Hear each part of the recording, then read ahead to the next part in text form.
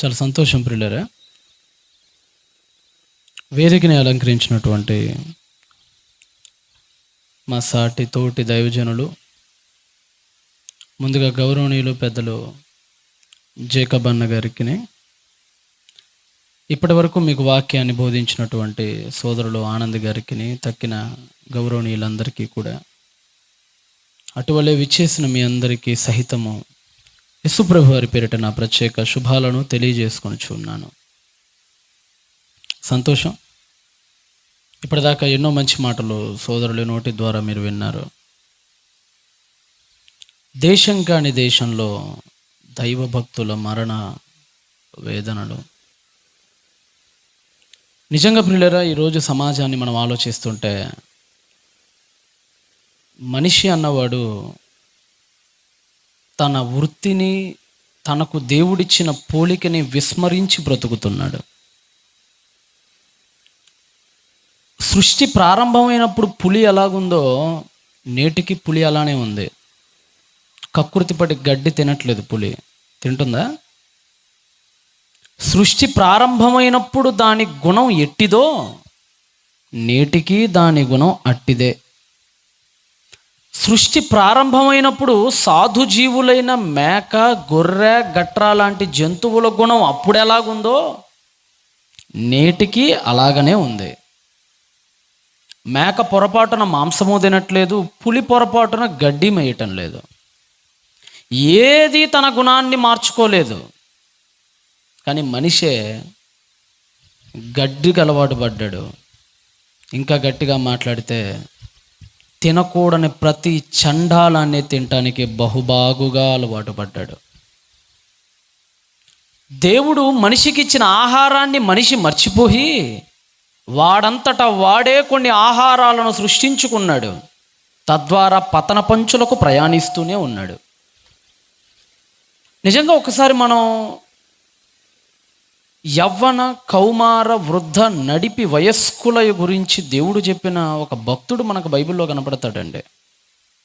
మానవ జీవితం అనేది 4-5 దశల కలయిక. మీ అందరికీ తెలుసు. పుట్టినప్పుడు శిశు దశ అంటారు, శైశవ దశ అంటారు దాన్ని. శైశవ దశ అంటే 1 నుంచి 5 సంవత్సరాల నడిపి ప్రాయాన్ని శైశవ దశ అంటారు. అటు పిమ్మట కౌమార దశ అంటారు. అంటే ఒక 7 నుంచి 13 సంవత్సరాల మధ్య ప్రాయం. అటు తర్వాత యవ్వన దశ వస్తుంది మనందరికీ. దాన్ని టీనేజ్ అని అంటూ ఉంటాం. సుమారుగా 13వ ఏట నుంచి 19 వరకు టీనేజ్ ఉన్నా 29 వరకు కూడా యవ్వన దశ కొనసాగుతూనే ఉంటుంది. 30 నుంచి 45 వరకు నడిప్రాయపు దశ. అటు పిమ్మట వచ్చే ప్రతీది వృద్ధాప్య దశ. ఇలాగా శైశవ, కౌమార, యవ్వన, నడిప్రాయ, వృద్ధ అనే 5 దశలను దాటి మానవుడు ప్రయాణిస్తూ ఉంటాడు తన జీవితంలో. అయితే ప్రతి దశను కూడా దేవుడు ఎలా బ్రతకాలో, ప్రతి దశకు మనిషి బ్రతుకుతున్న ఈ 5 దశల్లో ఎలా మనిషి నడుచుకోవాలో ఒక్కొక్క దశకు అనేక మందిని దేవుడు మాదిరిగా బైబిల్ గ్రంథంలో లిఖింపజేస్తూ ముందుకెళ్ళాడు. బాలుడుగా ఉన్నప్పుడు ఎలా బ్రతకాలి ఒక సమూయేలును చూసి నేర్చుకోవచ్చు. యవ్వనుడుగా ఉన్నప్పుడు ఎలా బ్రతకాలి ఒక ఇర్మియాను చూసి నేర్చుకోవచ్చు. ఒక నడిప్రాయుడిగా ఉన్నప్పుడు ఎలా బ్రతకాలి ఒక యోషియా మహారాజును చూసి నేర్చుకోవచ్చు. వృద్ధుడుగా ఉన్నప్పుడు ఎలా బ్రతకాలి ఒక మోషే, అబ్రహాములను చూసి నేర్చుకోవచ్చు. కాటికి కాళ్ళు జాపేటప్పుడు ఎలా బ్రతకాలి ఒక యోసేపు, యాకోబులను చూసి నేర్చుకోవచ్చు. ఒక కోడలు ఎలా ఉండాలి రూతును చూసి నేర్చుకోవచ్చు. ఒక అత్త ఎలా ఉండాలి నయోమిని చూసి నేర్చుకోవచ్చు. ఒక మామ ఎలా ఉండాలి ఇత్రోను చూసి నేర్చుకోవచ్చు. ఒక అల్లుడు ఎలా ఉండాలి మోషేను చూసి నేర్చుకోవచ్చు. ఒక కొడుకు ఎలా ఉండాలి ఇస్సాకును చూసి నేర్చుకోవచ్చు. ఒక తండ్రి ఎలా ఉండాలో అబ్రహామును చూసి నేర్చుకోవచ్చు. ఒక బావ మరిది ఎలా ఉండాలో యోహానును చూసి నేర్చుకోవచ్చు. ఒక భార్య ఎలా ఉండాలో అబీగైల్ను చూసి నేర్చుకోవచ్చు. ప్రతి దశకు ఒక మాదిరి, ప్రతి బంధానికి ఒక మాదిరి. మనలో ఏ దశను వదలకుండా ప్రతి దశకు దేవుడు ఒక మాదిరిని పెట్టి వెళ్ళాడండి. దాన్ని వెంబడిస్తే అద్భుతంగా దశలను మనం గెలవచ్చు. కానీ దేవుడు పెట్టిన మాదిరులను అనుభవించకుండా, అవలంబించకుండా ఎవన్నో పనికి మాలిన వాడిని మాదిరిగా తీసుకోవటాన్ని బట్టే దశ నిర్వీర్యమైపోతుంది. మీకు అందరికీ తెలుసు, సోదరులు మొదటి ప్రసంగంలో చెప్పారు, ఎవర్రా నీ హీరో అంటే నిన్ను కనిపెంచి నీ మలమూత్రాలు గడిగి నీకు జ్వరం వస్తే మందు మాత్రలు వేసి నీ కోసం భగమండే ఎండలో చొక్కా కూడా లేకుండా వ్యవసాయం చేస్తున్న నీ తండ్రి రా హీరో అంటే. నీకు హీరోలు అంటే వాళ్ళ మేకప్ వేసుకొని సినిమాల్లోకి వస్తుంటారు, వాళ్ళ నీ హీరోలు. వాళ్ళు పెయిడ్ ఆర్టిస్టులు, వాళ్ళు డబ్బులు తీసుకొని చేస్తారు.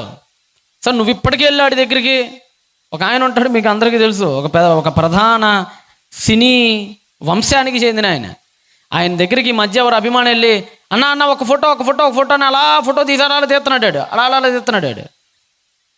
ఆ ఫోటోలో అక్కడ పాట మన కొట్టాడు పక్కన, వెళ్ళిపోయి ఇక్కడి నుంచే.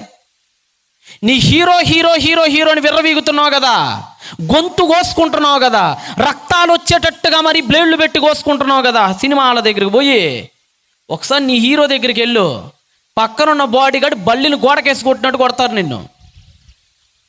అట్లా ఉంటుంది నీ హీరో దగ్గరగా నీ విలువ. నువ్వు అభిమానించి బొట్లు పెట్టి పాలాభిషేకాలు చేస్తున్నావే నీ హీరో. నీ హీరో దగ్గర నీ విలువేంటో తెలుసా? దగ్గర కూడా రాని అసహించుకొని పక్కకి నెట్టేస్తారు. మన హీరోలు కాదండి, మన హీరోలు ఎవరో తెలుసా? హీరోస్ ఆఫ్ ఫెయిత్ అని హెబ్రీ పత్రికలో కొన్ని 100 మంది హీరోలను ఇచ్చాడండి మహానుభావుడు. వాళ్ళు మన హీరోలు. ఒక హీరో గురించి చూద్దాం ఈరోజు. నిజంగా ఒక హీరో గురించి చూద్దాం ఈరోజు. హీరో అతన్ని చేసుకో, నువ్వు నీ జీవితం అంతా బాగుపడిపోద్ది పో. ఆయన దేవునికి అత్యంత సన్నిహితుడు. దేశం కాని దేశానికి వెళ్ళి మరణ వేదనలు అనుభవించిన మహాపురుషుడా, మహానుభావుడు. మనందరికీ తెలుసు, అబ్రహాము గారికి దేవుడు ఒక టైటిల్ ఇచ్చాడండి. ఏంటా టైటిల్? అబ్రహాం ఎవరట? దేవుని స్నేహితుడు. అబ్రహాము దేవుని స్నేహితుడైతే ఇంకొక హీరో ఉన్నాడు మన దగ్గర. ఆ హీరో స్నేహితుడు కాదు, ఏకంగా దేవుడు నా లవర్ అని పిలిచాడండి ఆ హీరోని. స్నేహితుడు గొప్ప, లవర్ గొప్ప చెప్పండి? ఎవరికి లిమిట్స్ ఉంటాయి చెప్పండి? స్నేహితుడికి కాస్త లిమిట్స్ ఉంటాయి, కానీ లవర్కి లిమిట్స్ ఎప్పుడు ఉండవు. అవునా? మీ స్నేహితుడు చాలా మంది ఉన్నారు, మీకు ఆడాళ్ళకి కానీ మగాళ్ళకి కానీ. మీ బీరువాలో ఎంత డబ్బు ఉందో మీ స్నేహితుడికి ఎప్పుడు ఏం చెప్పారా? పాటలు మాత్రం బాగుంటాయి. స్నేహమేరా జీవితం, స్నేహం నీ బొందేం కాదు. 10,000 అడిగి ఎత్తాడేమో చూద్దాం. అరే స్నేహమేరా జీవితం, స్నేహమేరా శాశ్వతం అన్నావు కదరా మామా, 10,000 అర్జెంటుగా అప్పు వచ్చినాయిరా, 10,000 ఇరా అంటే నువ్వు ఎత్తావేమో చెప్పు. అర్రే ఇప్పుడే ఇచ్చారా, ఒక్క 5 నిమిషాల కిందట అడిగినా ఇచ్చేద్దుండ్రా అంటావు అని దొంగ మాటలని. ఎన్నిసార్లు అంటాను చెప్పండి మాట? అరే ఇప్పుడా? అరే ఒక్క పావు గంట ముందు అడుగుంటే బాగుండేదిరా, అబ్బా ఇప్పుడే అడిగి ఇచ్చేసా. వేరే వాడు అడిగితే పలానా వాడు, వీడు పావు గంట కిందట అడిగినా మళ్ళీ ఇదే డైలాగ్ ఎత్తాడులేండి, అది వేరే విషయం. అంటే మన ప్రాణ స్నేహితులు, గొప్ప గొప్ప పేర్లు పాటలకు బాగుంటాయి, వినటానికి బాగుంటాయి, కానీ ప్రాక్టికల్ లైఫ్లోకి వస్తే స్నేహితులు కూడా ఒక దశలో ఆగిపోతారు. గడప దగ్గర ఆగిపోతాడు స్నేహితుడు కూడా. బెడ్రూమ్ దాకా రాలేడు వివాహం అయిన తర్వాత. కానీ అన్ని లిమిట్స్ని క్రాస్ చేసి రాగలిగిన ఒక బంధం ఉందండి, అదే లవర్ అంటారు దాన్ని. లవర్ అంటే తప్పుడు పదం కాదండి. చాలామంది లవర్ అనగానే ఈనాటి ఉన్న ఈ కాలేజీ పిల్లల్ని చూసి, ఈ ప్రేమికులను చూసి లవరా ఏంటి చండాలంగా ఈ పదం అనుకుంటున్నారేమో. వీళ్ళను బట్టి పాడైపోయింది. కొన్ని మాటలు భ్రష్టు పట్టుకుపోయినాయి సమాజంలో ఉపయోగింపబడుతున్న విధానాలను బట్టి. కానీ లవర్ అంటే ఏం లేదండి. లవర్ అంటే అర్థం అంటే ప్రేమికుడు అని అర్థం. లవర్ అంటే అర్థం ఏంటమ్మా? లవర్ అంటే అర్థం ఏంటి? ప్రేయసి, ప్రేమికుడు. మీ భార్యకు భర్తలు లవర్స్, మీరు కూడా లవరే. మీ భర్తకు భార్యలు ఏమవుతారు? లవర్స్. లవర్ అంటే ఆప్తుడు, ప్రేమింపబడేవాడు, ప్రేమను నోచుకునేవాడు, ప్రేమను పొందుకొనుట పాత్రలో ఉన్నవాడు అని అర్థం. దేవుడు ఒక వ్యక్తిని యువర్ మై లవర్ అన్నాడంటే ఎంత గొప్పగా బ్రతికేశాడో మీరు ఆలోచించండి. దానియేలు గ్రంథము 10వ అధ్యాయము 11వ వచనానికి మనం అందరం ఒకసారి వద్దామా? దానియేలు గ్రంథము 10వ అధ్యాయము 11వ వచనాన్ని జాగ్రత్తగా చదవగలరు. దేవుడు చెప్తున్నాడండి. ఏమంటే దేవుడు ఎవడికి పడితే అడిగి పనికి మాలినోడికి దారిన పోయేవాడికి ప్రపోజ్ చేయడండి ఆయన.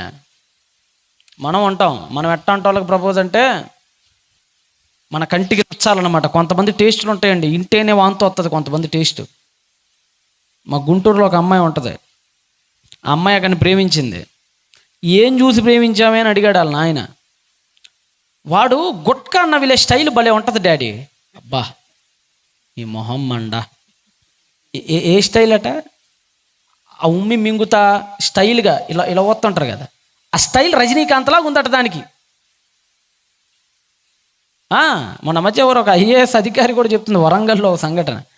ఒకడికి పడిపోయిందట ఆవిడ. ఎలా పడిపోయిందంటేనే వాడు వారానికి ఒకసారి స్నానం చేస్తాడు, గబ్బు గబ్బుకుంటాడు కొంతమంది. ఆ వాసన మామూలుగా పీల్చుకోరండి కొంతమంది, అదో టైపు. సిగరెట్ తాగే స్టైళ్ళు, సగం జారిపోయిన ఫ్యాంట్లు వేసే స్టైళ్ళు కొంతమందికి నచ్చుతుంటాయి. ప్రతి పనికి మాలినోడికి ప్రపోజ్ చేసుకుంటూ పోతారు. ఆటోలు తోలేవాడికి, రోడ్డు మీద అడుక్కు తినేవాడికి కూడా పడిపోతుంటారు చాలామంది ఆడవాళ్ళు, మగాళ్ళు. ఇక్కడ మగాళ్ళు కూడా అంతే కదా, తోలు కాత తెల్లగుంటే చాలు, ఇంకేం అవసరం లే వెనక ముందు, పర్లేదు కానీ ఇచ్చేసేయి. అంటే ఆడ కానీ మగ కానీ మనలో ఎవడికి పడితే ఆడికి 10th ఒకడు, ఇంటర్లో ఒకడు, డిగ్రీలో ఒకడు, ఎవడు నచ్చితే ఆడే లవర్ మనకి. దేవుడు అట్టంటోడు కాదు. దేవుడు లైఫ్లో లోకమును అంతటినీ ప్రేమించాడు, అయినప్పటికీ కూడా స్పెషల్లో దేవుడు కొంతమందికే ఇచ్చాడు, తన కోసం బ్రతికే వాళ్ళకి మాత్రమే ఇచ్చాడు. వారిలో ప్రధానుడు ఇప్పుడు మీరు చదువుతున్న వ్యక్తి. దానియేలు గ్రంథము 10వ అధ్యాయము 11వ వచనము.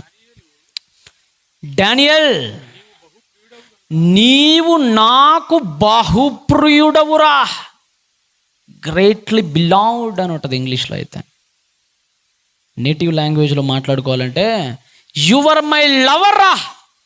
కిస్ ఇచ్చేస్తున్నాడండి దేవుడు. దానియేలు, నీవు నాకు బహుప్రియుడు, ప్రియుడు ప్రియుడు ప్రియుడవురా నువ్వు నాకు. ఏంటి ప్రభువా, దానియేలు లాంటి వాణ్ణి నువ్వు ప్రియుడు అంటున్నావా?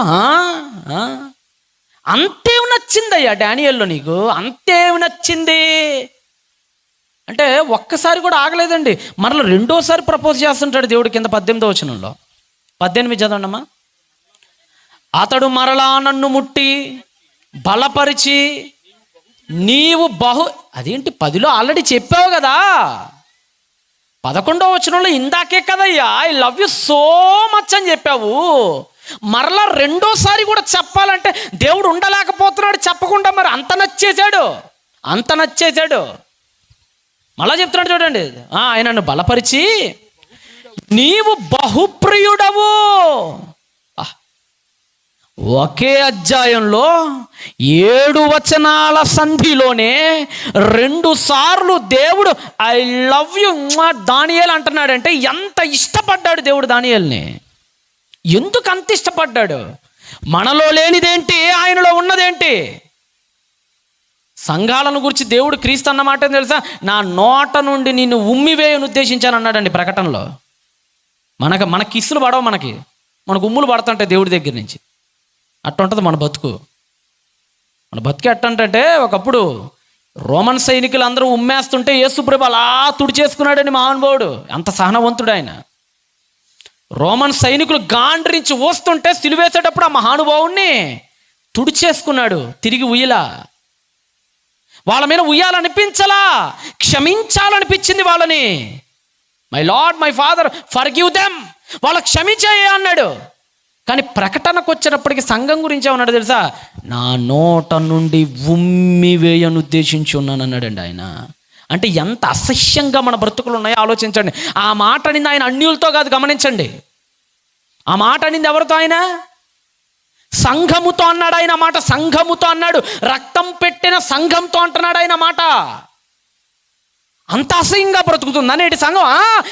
అపోస్తలులు బ్రతికున్న కాలానికే సంఘం భ్రష్టు పట్టుకుపోయిందంటే వాళ్ళు చనిపోయిన 2000 ఏండ్లకి ఇంకెంత అసహించుకునే స్థాయికి దిగజారిపోయిందో మీకే వదిలేస్తున్నా. అలాంటి క్రమంలో దేవుడు ఐ లవ్ యూ అని చెప్పిన అతని గాథను ఒక్కసారి చూద్దామా, అతని జీవితంలో ఏం జరిగిందో. ఇప్పుడు రండి ఒకసారి మీరు అందరూ దానియేలు గ్రంథము ప్రారంభ అధ్యాయానికి ఒకసారి రండి. దానియేలు గ్రంథము ప్రారంభ అధ్యాయము ప్రారంభ వచనం చదవండి. దానియేలు గ్రంథము ప్రారంభ అధ్యాయము ప్రారంభ వచనము. యోధారాజగు యెహోయాకీము అంటే ఎల్యాకీము అంటారు ఇతను. యెహోయాకీము, ఎందుకంటే నెబుకద్నెజరు 3 దఫాల్లో వస్తాడు. 3 దఫాల్లో దండయాత్ర చేస్తాడు నెబుకద్నెజరు. 606 బీసీలో ఒకసారి, 597 బీసీలో ఒకసారి, 586 బీసీలో ఒకసారి. 3 దఫాలుగా బబులోను మహాచక్రవర్తి అయిన నెబుకద్నెజరు ఇజ్రాయేల్ను ముట్టడి వేస్తాడు. అలా ముట్టడి వేసిన దానిలో మొదటి దఫాలు అంటే ఫస్ట్ టైం అటాక్ చేసినప్పుడు అక్కడున్న పిల్ల జల్ల ముసలి ముతక చాలా మందిని గొలుసులేసి లాక్కుపోయాడండి. అలా గొలుసులేసి లాక్కుపోయిన వారిలో ఒక వ్యక్తి ఇక్కడ మనకు కనపడుతున్నాడు. చదవండి. ఏలుబడిలో 3వ సంవత్సరములో బబులోను రాజగు నెబుకద్నెజరు జెరూసలేం మీదకి వచ్చి దాన్ని ముట్టడి వేశాడట. అలా ముట్టడి వేసినప్పుడు కొంతమంది తీసుకెళ్ళిపోయాడండి. ఒకసారి ఆ వీడియో ఒకసారి మీకు చూపిస్తున్నాను చూడండి. ఆ వీడియో ఒకసారి ఎలాగ ముట్టడి వేస్తారు ఆ రోజుల్లో, ఎలా జరిగి ఉండొచ్చు అనేటువంటి ఒక వీడియో. లైట్స్ని ఒకసారి ఆఫ్ చేసేయండి వీలైతే. నాకు ప్రొజెక్టర్ కనెక్ట్ కావాలి. ఉందా? రైట్, ఒకసారి మీరు చూడండి, వీడియో చూడండి. फिक्र मत करो बच्चों, अब हम महफूज हैं।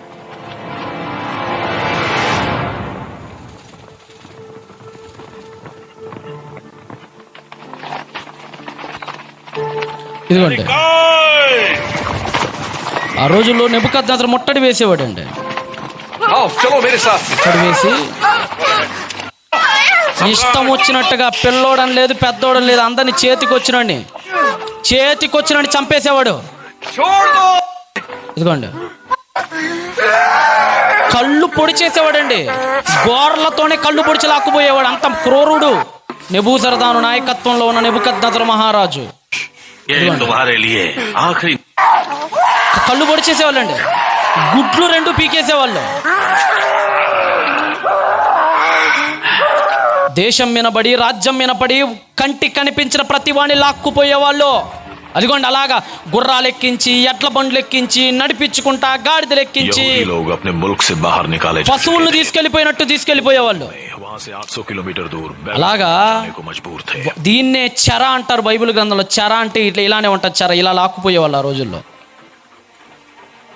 అలాంటి చెరలో ఒక 16 ఏండ్ల బాలుడు కూడా ఆ చెరలో ఉన్నాడండి. 16 ఏండ్ల బాలుడు లాక్కెళ్ళిపోయాడు చాలా మందిని.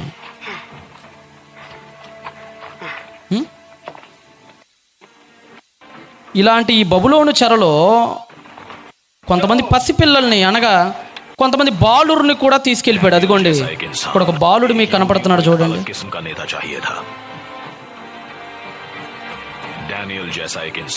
అదిగోండి, ఆ చిన్నోడిని చూస్తున్నారు కదా మీరు, భుజం ఎక్కిన ఆ చిన్నోడిని. ఆ చిన్నోడు వయసు చాలా చిన్నది.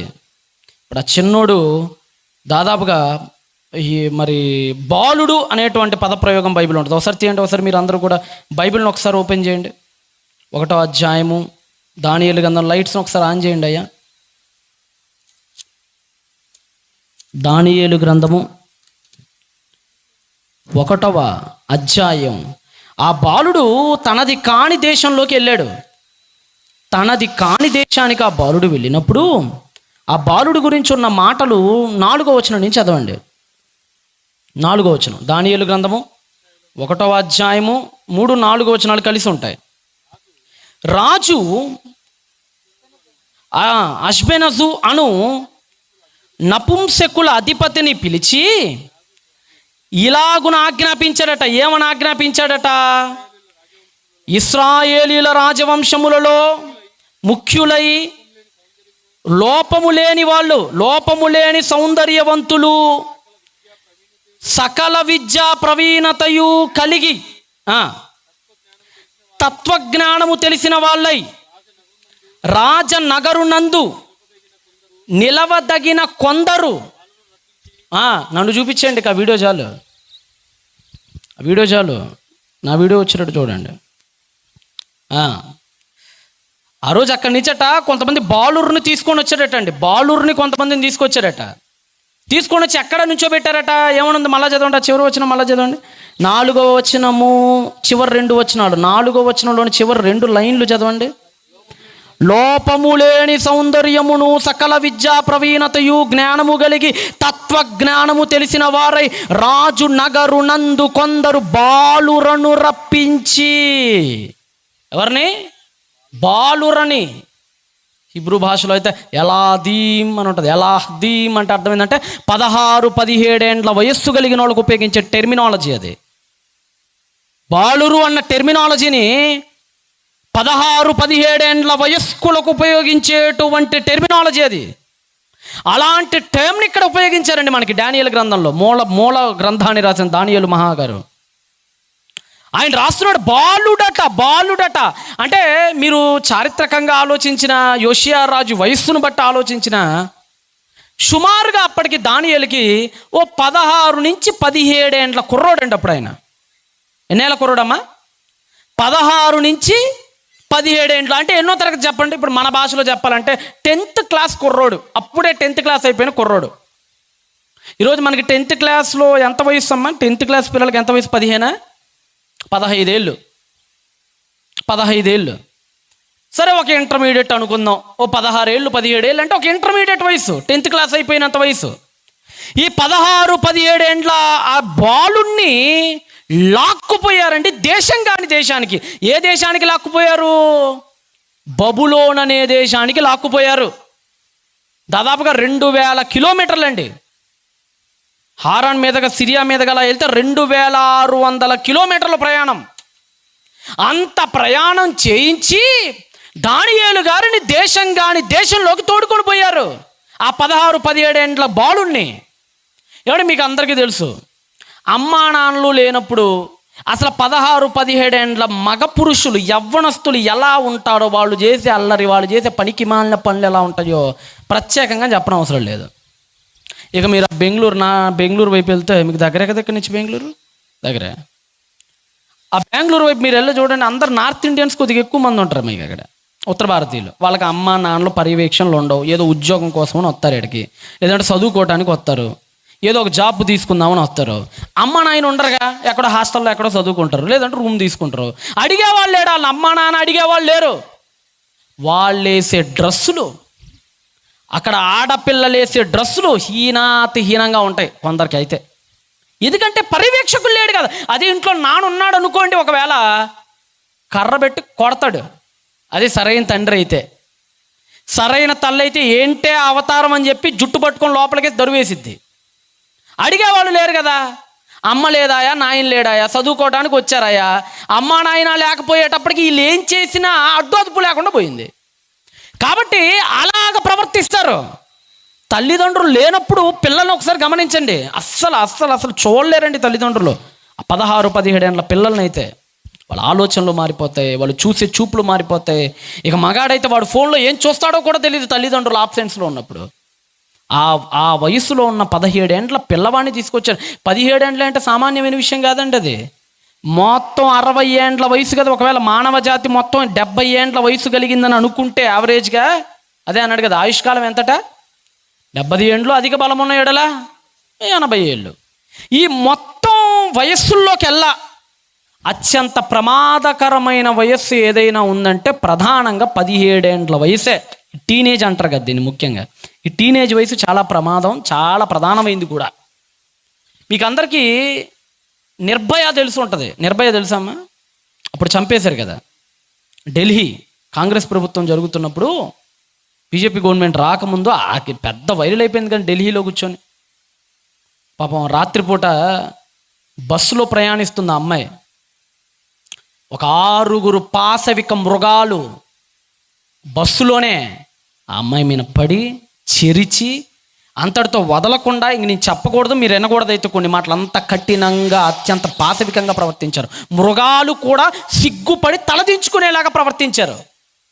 అంటే అంత క్రూరత్వం సింహంలో కూడా చూడం మనం. అంత క్రూరత్వం పెద్ద పులిలో కూడా కనపడదు మనకి వేటాడేటప్పుడు. అంతటి నీచంగా వేటాడారు పాపం అమ్మాయిని. అమ్మాయి చెప్తుందండి పాపం, అమ్మాయి ఏడుస్తూ వాంగ్మూలం ఇచ్చింది. చివరికి అమ్మాయి చచ్చిపోయింది కూడా, మీకు అందరికీ తెలుసు. వాంగ్మూలం ఇచ్చింది. వాంగ్మూలంలో ఎంత దారుణమైన మాటలు అంటేనండి, ఇనప రాడ్లు దూర్చారటండి పాపం. ఎక్కడ అంటే ఏం చెప్పమంటారు, నువ్వు నేను మన తల్లి గర్భాల నుంచి ఎక్కడి నుంచి అయితే వచ్చామో అక్కడ అమ్మాయి చచ్చిపోతూ ఒక మాట అనింది. చచ్చిపోతూ వాంగ్మూలం ఇస్తే ఏమనిందంటే, అయ్యా నేను చచ్చిపోతున్నా, నాకు అర్థమైపోతుంది, 6 నన్ను రేప్ చేశారు, కానీ ఒకడున్నాడయ్యా 6లో, సుమారుగా వాడికి 17 ఏండ్ల వయసు ఉండొచ్చున్న అంచనా, వాడికి మేజర్ కూడా కాడు, వాడి మీసాలు కూడా ఇంకా రాలేదు సరిగ్గా వాడికి. వాడు చూపించిన టార్చర్ నా లైఫ్లో ఎప్పుడూ చూడలేదని చెప్పేసిందండి. ఎప్పుడు ఐ నెవర్ సే, ఎప్పుడు చూడలేదు నేను అలాంటి టార్చర్. ఎంత టార్చర్ అంటే అది నాకు పెట్టిందే, వాడు తాగిన మందు బాటిల్ పగల కొట్టి ఆ పగిలిపోయిన గాజుల్ని పెట్టాడయ్యా, పేగులు కూడా బయటికి లాగేసాడయ్యా. ఏడుస్తుంది, వాణ్ణి మాత్రం వదలొద్దయ్యా. వాంగ్మూలం ఇచ్చి చచ్చిపోయిందండి అమ్మాయి. ఆ సన్నాసిని ఏం చేసిందో తెలుసా ప్రభుత్వం, వాడికి ఇంకా 18 ఏళ్ళు రాలేదు, వాడు ఇంకా 17వ ఏట అని చెప్పేసి కొన్ని రోజులు జైల్లో పెట్టి ఆయన వదిలేసింది. మళ్ళా పైగా ఓ పనికి మాలిన విషయం ఏంటో చెప్పమంటారా, ఈ పనికి మాలిన వాళ్ళ ఫేసులు కనపడకుండా నల్ల ముసుగేసేస్తారండి వీళ్ళకి. మీకు చూస్తారు కదా మీరు టీవీలో, ఏమేస్తారమ్మ వీళ్ళకి? ఎందుకు నల్ల ముసుగు ఎందుకు? చూపించా దరిద్రుని సమాజానికి చూపించండి. చూపిస్తే ఆడు రేపు పొద్దున ఇట్టంటోడు ఎవరైనా కంటపడితే దూరం జరుగుతారు కదా. ఎందుకు చూపించారంటే చూపించరు. ఓ లాజిక్ ఒకటి ఏడిసిద్ది మళ్ళీ మనకు. ఆ లాజిక్ ఏంటంటే, రేపొద్దున ఈడు గనక బహుశా మారి మళ్ళా జనాల్లో కలిసిపోతే ఈడి మీద డిస్క్రిమినేషన్ ఉంటుంది కదా, తోటకూర కట్టేం కాదు, ఈడు మారతాడట, మళ్ళీ ఈడు మారట సాధుజీవై మనలోకి వచ్చినప్పుడట ఈయన అంటరాని వాడిగా చూడకూడదట, అందుకని వాడి ముఖం కనపడకుండా పైన ముసుగేస్తారట. జరిగే పని లేనట్ట. అసలు మారే కొద్దిగైనా మారే అవకాశం ఉన్నాడు, అంత కఠినంగా ఉంటాడు, అంత దరిద్రంగా ఉంటాడు. ఆలోచించండి ఒకసారి. మీకు ఆ వీడియో చూపిస్తే చూడండి, ఆవిడిచ్చిన వాంగ్మూలపు వీడియో మీకు ఒకసారి చూపిస్తే చూడండి. ఒకసారి లైట్స్ని ఒకసారి ఆఫ్ చేసి ప్రాజెక్ట్ని చూపించండి. నాకు ఇప్పుడు ఒకళ్ళు అక్కడ రెడీగా ఉన్నాను. ఢిల్లీ హైకోర్టు ఆసక్తి వ్యక్తం చేస్తుంది. ప్రస్తుత చట్టాల ప్రకారం అతన్ని నిర్బంధించడానికి ఎలాంటి అవకాశాలు లేవని తేల్చి చెప్పింది. కోర్టు తీర్పుపై నిర్భయ తల్లిదండ్రులతో పాటు మహిళా సంఘాలు ఆవేదన వ్యక్తం చేశాయి. బాల నేరస్తుడి విడుదలపై దేశవ్యాప్తంగా ఆగ్రహవేశాలు వ్యక్తమవుతున్నాయి.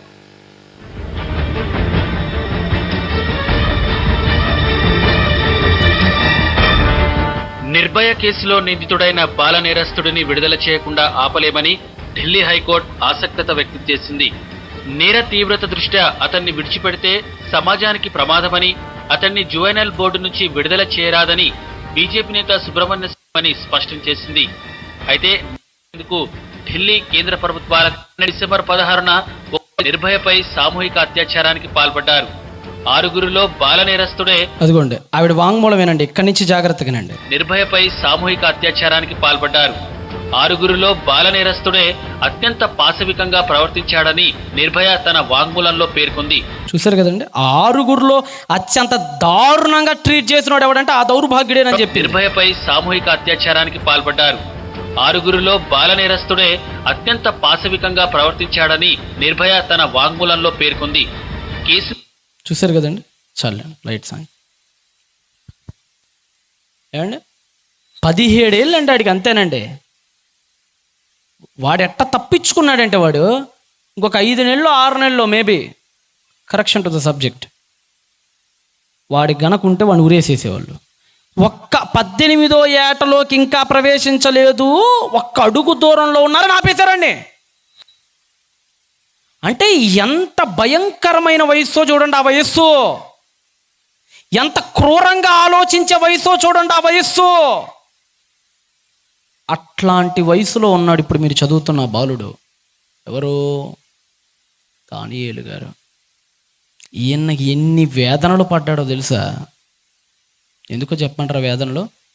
పాపం చెయ్యమని సాతాను, వద్దురా అని దేవుడు. ఈ 2 ఘర్షణల మధ్య ఆయన పడిన వేదన అంతా ఇంత కాదండి. ఒకసారి చూడండి, ఒకసారి దానియేలు గ్రంథం 1వ అధ్యాయం 4వ వచనం ఒకసారి చదివారు కదా మీరు ఇప్పుడే. అలా కిందకు వచ్చేసేయండి. 5వ వచనం చదవండి. 5. మరియు రాజు ఇతనితో పాటు ఇంకో 3 కూడా వచ్చారు యవనస్తులు. దే ఆర్ ఆల్ ఫ్రెండ్స్, వాళ్ళందరూ స్నేహితులు. ఎవరెవరట వాళ్ళు? ఒకటి డానియేలు, మీకు అందరికీ తెలుసు. షడ్రక్, మేషక్, అబద్నిగో. వాళ్ళని హనన్య, మిషాయేలు, అజర్య అనే నామాలు కూడా ఉన్నాయి, హెబ్రీ నామాలు. వీళ్ళ నలుగురు సమానంగా ఒకే వయసు కలిగిన వాళ్ళండి, వీళ్ళందరూ స్నేహితులు. వీళ్ళ నలుగురిని తీసుకొచ్చి ఒక జైల్లో పడేశారు. ఒక మాటలో చెప్పాలంటే అక్కడ సీన్ ఎలా ఉందంటే, చైనాలో సీన్ రిపీట్ అయింది ఇప్పుడు. అక్కడ చైనా గురించి తెలుసా మీకు? మన పక్కనే ఉంటుంది కదా, our neighbour country China is. చైనాలో ఎంత డిస్క్రిమినేషన్ ఉంటుందంటేనండి, వాళ్ళ జాతిని తప్ప, కమ్యూనిజాన్ని తప్ప, మహా అయితే బుద్ధిజాన్ని తప్ప మరొక ఇజాన్ని వాళ్ళు ఆదరించరు వాళ్ళు. అక్కడ ఇస్లాం సోదరుల పరిస్థితి అయితే కడుదయనీయమైనది. ఇప్పుడు మనకున్నారండి ఇక్కడ మన భారతదేశంలో మన ఇస్లాం సోదరులు చక్కగా మొన్ననే రంజాన్ ముగించుకున్నారు. వాళ్ళు తెలుసు కదమ్మా, రంజాన్ ముగించుకున్నారు. వాళ్ళు మన సోదరులే, అందరం ఒకే తండ్రి సంతానం. మన అందరం ఒకళ్ళనొకళ్ళం పరస్పర గౌరవాలు ఇచ్చిపుచ్చుకోవాలి మనందరం. ఇక్కడందరూ చక్కగా హ్యాపీగా ఉపవాసాలు చేసుకుంటారు, 40 రోజులు కట్టిన ఉపవాసాలు చేసుకుంటారు వాళ్ళు. తర్వాత ఈద్ ఉల్ ఫిత్ర్ అంటారు కదా, ఆ రోజు మొత్తానికి ముగించేస్తారు వాళ్ళు. అయితే చైనా దేశ పరిస్థితి ఎలా ఉందంటే, ఎంత దారుణంగా అంటే అక్కడ వాళ్ళు ఉపవాసాలు చేయటానికి వీల్లేదు. రెండోది, వాళ్ళ మత గ్రంథాన్ని చదవటానికి కూడా పర్మిషన్ లేదు కొన్ని చోట్ల. అయితే ఇంకెంత దారుణమో తెలుసా?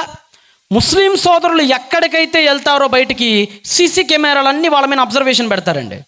వాళ్ళకు ఒక స్కానింగ్స్ ఉంటాయి. వాళ్ళు ఎక్కడికి పడితే అక్కడికి వెళ్ళకూడదు, వాళ్ళ మత గ్రంథాలు ఇష్టం వచ్చినట్టు చదువుకోకూడదు, వాళ్ళ భాష కూడా వాళ్ళు మాట్లాడటానికి వెళ్ళలేదు. ఇక్కడ భాష ఏ భాష మాట్లాడతారంటే, మన సోదరులు ఇక్కడ ఏ భాష మాట్లాడతారు? ముస్లిం సోదరులు ఉర్దూ హిందీ మిక్స్ మాట్లాడతారు ఇక్కడ మనకి. అంటే ప్యూర్ ఉర్దూ కూడా కాదు, హిందీ ఉర్దూ మిక్స్ అవుతుంటుంది. అక్కడ వీగర్ లాంగ్వేజ్ మాట్లాడతారు చైనాలో. వీగర్ భాష అంటారు దాన్ని, వీగర్. ఇప్పుడు వాళ్ళ మీద ఎంత కఠినమైనటువంటి ఆంక్షలు పెట్టిందంటేనండి, ఇంకా దారుణాలు ఏంటంటే మసీదులు కడుతుందండి. అక్కడ ఏం కడుతున్నారు? మసీదులు పడగొట్టి టాయిలెట్లు కట్టేస్తున్నాడు అక్కడ చైనా ప్రభుత్వం. వాడు అంత దారుణంగా ట్రీట్ చేస్తున్నాడు. ఒకసారి ఎలా ట్రీట్ చేస్తున్నాడు ఒకసారి ఆ వీడియో కూడా మీరు చూడండి. ఒకసారి ఎలా ట్రీట్ చేస్తున్నాడు ఒకసారి లైట్స్ని ఒకసారి ఆఫ్ చేయండి. వాళ్ళంటే ఫస్ట్ రిజిస్టర్ చేసుకోవాల్సి ఉంటుంది. విదేశీయులకి 18 సంవత్సరాలు నిండని వాళ్లకు ఇక్కడ మసీదుల్లో ఎంట్రీ లేదు. ఇక్కడ స్కూల్స్ లో కూడా ఉయిగర్ భాషని మాట్లాడడం బ్యాన్ చేసింది చైనా. వీగర్ భాష కూడా బ్యాన్ అట. అంటే వాళ్ళ మాతృభాష కూడా వాళ్ళు మాట్లాడుకోవడానికి ఎంట్రీ లేదు. ఇక్కడ స్కూల్స్ లో కూడా ఉయిగర్ భాషని మాట్లాడడం బ్యాన్ చేసింది చైనా గవర్నమెంట్. వీటిలో ఏ ఒక్క రూల్ ని క్రాస్ చేసినా ఉయిగర్ ముస్లిమ్స్ ని తీసుకెళ్లి జైల్లో వేస్తారు. ఇక్కడ ప్రతి ముస్లిం ఇంటికి ఒక సెపరేట్ QR కోడ్ ఉంటుంది. వీళ్ళు ఎక్కడికి వెళ్ళినా ఫేస్ రికగ్నైజేషన్ టెక్నాలజీతో పనిచేసే కొన్ని వేల కెమెరాలు వీళ్ళని వెంటాడుతూనే ఉంటాయి. చైనా గవర్నమెంట్ ఉయిగర్ ముస్లింల నుంచి వాళ్ళ పిల్లల్ని బలవంతంగా వేరు చేసి వాళ్ళని బోర్డింగ్ స్కూళ్లలో వేస్తుంది. ఈ పిల్లలకు ముస్లిం సంస్కృతి అంటే ఏంటో తెలియకుండా పెంచుతుంది. ఎలాగంటే ముస్లిం సంస్కృతి అంటే ఏంటో తెలియకుండా బోర్డింగ్ స్కూళ్లలో వేస్తుంది. ఈ పిల్లలకు ముస్లిం సంస్కృతి అంటే ఏంటో తెలియకుండా పెంచుతుంది. పిల్లల్ని కోల్పోయిన తల్లులే కాదు, తల్లుల్ని కోల్పోయిన పిల్లలు కూడా ఇక్కడ చాలా మంది కనిపిస్తారు. చైనా ఈ షింజియాంగ్ రీజన్ లో ఉండే ఉయిగర్ ముస్లిమ్స్ లో 10 లక్షల మందిని అరెస్ట్ చేసి జైళ్లలో ఉంచింది. 10 లక్షలటండి, ఇక మీరే ఆలోచించుకోండి. చైనా ఈ జైళ్లని రీ ఎడ్యుకేషన్ సెంటర్స్ అని పిలుస్తుంది. ఈ సెంటర్స్ లో ఉయిగర్ ముస్లిమ్స్ కి బలవంతంగా చైనీస్ లాంగ్వేజ్ ని నేర్పిస్తుంది. ఎలాగట? బలవంతంగా ఉయిగర్ ముస్లిమ్స్ కి బలవంతంగా చైనీస్ లాంగ్వేజ్ ని నేర్పిస్తుంది. ఇక్కడ షీ జిన్పింగ్ కి సంబంధించిన పుస్తకాలు ఉంటాయి. చైనా భాషలో ఉన్న పుస్తకాలను వీళ్ళు చదివి గుర్తుంచుకోవాలి. మర్చిపోతే వీళ్ళకు శిక్షలు కఠినంగా ఉంటాయి. ఇక్కడ కమ్యూనిస్ట్ సాంగ్లను నేర్పిస్తారు. వాటి మీద డాన్సులు వేయిస్తారు. ఏదైనా తేడా జరిగితే ఇష్టం వచ్చినట్టుగా కొడతారు. ఇక్కడికి వచ్చిన వాళ్ళలో ఎవరు ఎప్పుడు బయటికెళ్తారో తెలియదు. కొందరిని 20-30 సంవత్సరాల వరకు ఈ జైళ్లలోనే ఉంచుతారు. ఎవరైనా ఇక్కడి నుంచి పారిపోవాలని చూస్తే చైనా ఆర్మీ వాళ్ళని డైరెక్ట్ గా షూట్ చేస్తుంది. గార్డియన్ పబ్లిష్ చేసిన ఒక రిపోర్ట్ ప్రకారం ఇక్కడ చాలండి, ఇది అర్థమైతే మీకు దానియేలు అర్థం అవుతాడు. చూశారు కదా, వాళ్ళ భాషను ఏం చేశారట? బ్యాన్ చేశారు. ఏ భాష బలవంతంగా నేర్పిస్తున్నారట? చైనీస్ లాంగ్వేజ్ బలవంతంగా నేర్పిస్తున్నారు.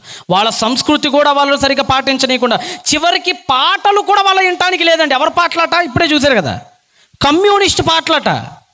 అంటే వాళ్ళు ఏ మతంలో అయితే పుట్టారో ఆ సంస్కృతి అంటే ఏంటో కూడా తెలియకుండా పెంచుతుందండి. జైళ్ళలో పడేసి ఇష్టం వచ్చినట్టు కొడతారు.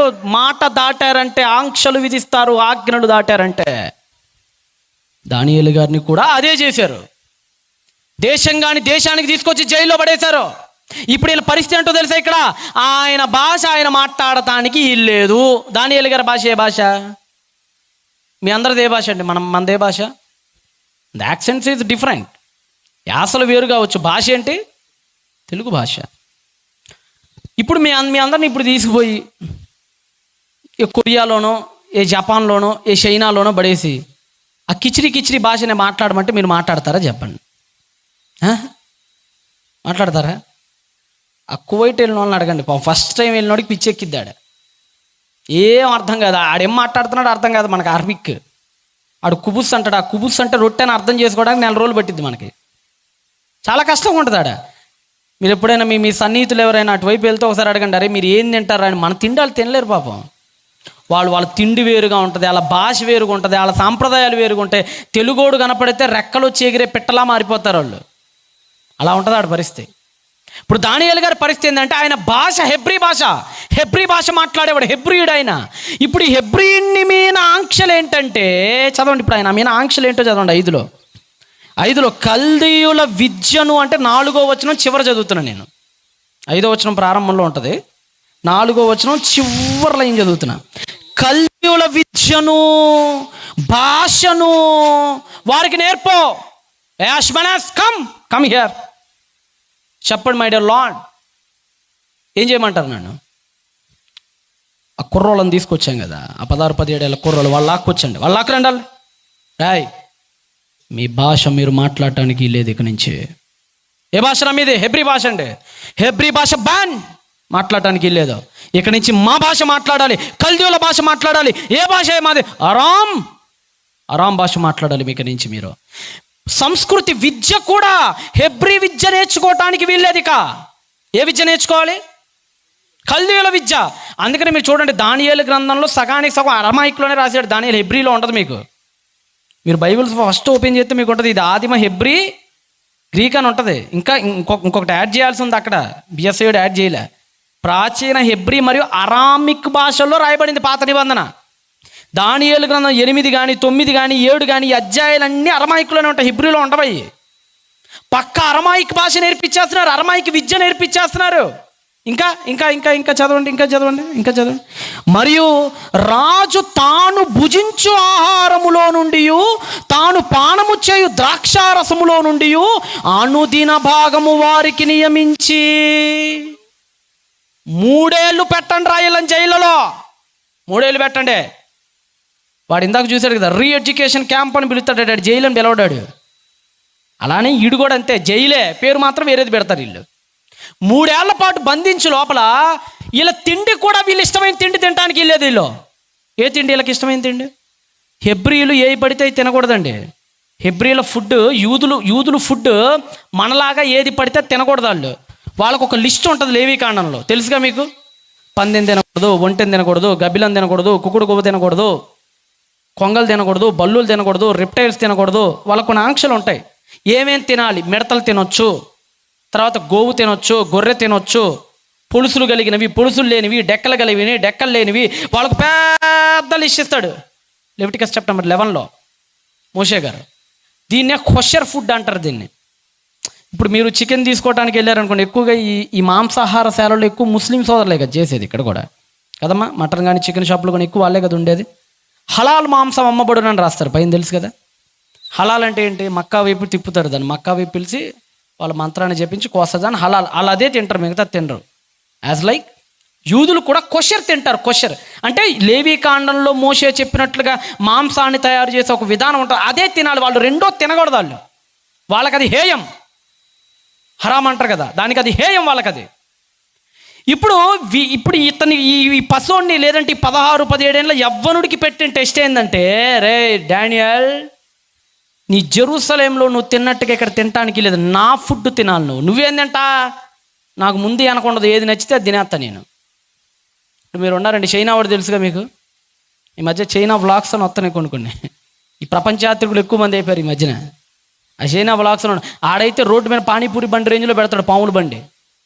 పానీపూరి బండి కాదు, అది పాముల బండి. అది మన ఎదురే పాములు ఉంటాయి అక్కడ. నీ ఇష్టమైన పాము నువ్వే తీసి సెలెక్ట్ చేసుకోవాలి. వాడు ఆ చర్మం అంతా ఒలిచేసి ఆ రక్తం అంతా బాటిల్లో పోతే సప లాగెత్తుంటాడు, ఈ చికెన్ సూప్ లాగిచ్చినట్టు. మన కళ్ళ ముందేనండి, మన కళ్ళ ముందే బతుకున్న పామును చంపేసి దాన్ని శుభ్రంగా చికెన్ పకోడీ వేయించినట్టు వేయించి దాన్ని ఎత్తుంటాడు.